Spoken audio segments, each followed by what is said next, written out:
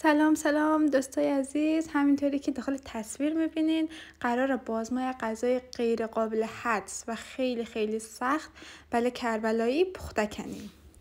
آره خلاصه دیگه همینطوری که میبینین مثل همه غذاها اول از همه پیاز رنده مونیم داخل روغو میندازیم تا سرخ شنه. این ور که میبینین دیگه گوجه رنده کردم و هم مرغ داخل آب جوش و نمک انداختم دیگه بله بو و اینا.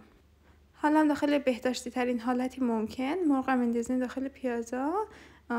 اینطوری شورش میدی خوب قشنگ.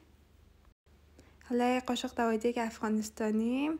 حالا اینطوری قشنگ دوباره شورش بدی.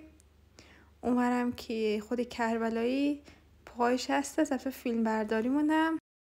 خب حالا یک قاشق هم زردچوبه میریزیم و دوباره همیش میزنیم.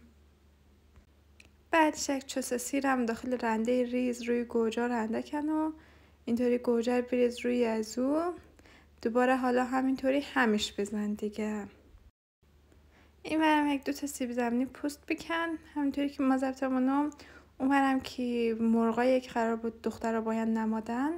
حالا سیب زمینی رو بینداز داخل مرغ همینطور همیش بزن دیگه. نمک و فلفل هم بریز.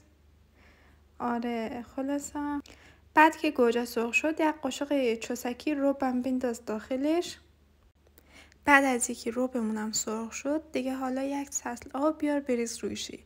به تعدادی افراد خانواده بستگی داره دیگه. 2 نفر بودی 1 لیوان، 1 لشکر بودی 1 سطل، میل خودت.